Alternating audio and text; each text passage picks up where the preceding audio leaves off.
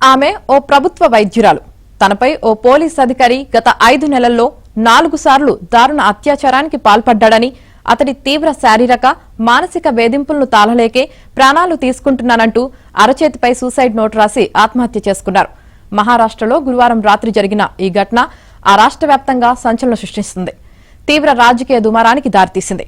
ఘటనపై సర్వత్రా విమర్శలు వ్యక్తమవుతుండటంతో మహారాష్ట్ర ప్రభుత్వం తక్షణ చర్యలు చేపట్టింది. సీఎం ఫడ్నవీస్ ఆదేశాల మేరకు వైద్యురాలు ఆరోపణలు గుప్పించిన ఎస్ఐని సస్పెండ్ చేస్తున్నట్లు అక్కడి పోలీసు ఉన్నతాధికారులు ప్రకటించారు.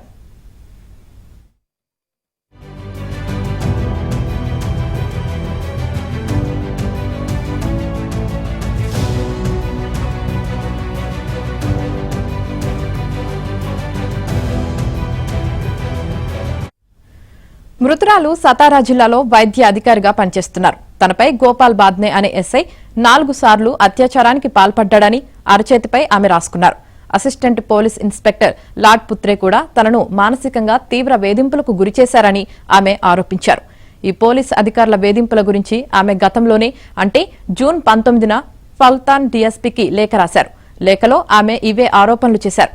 గోపాల్, లాడ్ పుత్రే కారణంగా తాను తీవ్ర మానసిక ఒత్తిడిలో కూరుకుపోయానని, ఈ విషయాన్ని తీవ్రంగా పరిగణించి విచారణ చేసి ఆ 2 పోలీస్ అధికారులపై కఠిన చర్యలు తీసుకోవాలని లేఖలో ఆమె కోరారు. వైద్యురాలు 2 ఏళ్ల క్రితమే సతారా ఆసుపత్రిలో డ్యూటీలో చేరారు.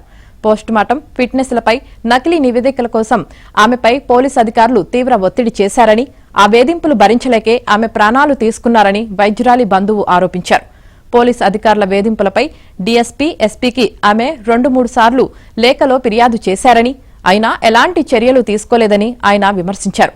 వైద్యురాలి చావుకు కారణమైన పోలీస్ అధికారులను వెంటనే అరెస్టు చేసి మరణశిక్ష విధించాలని డిమాండ్ చేశారు.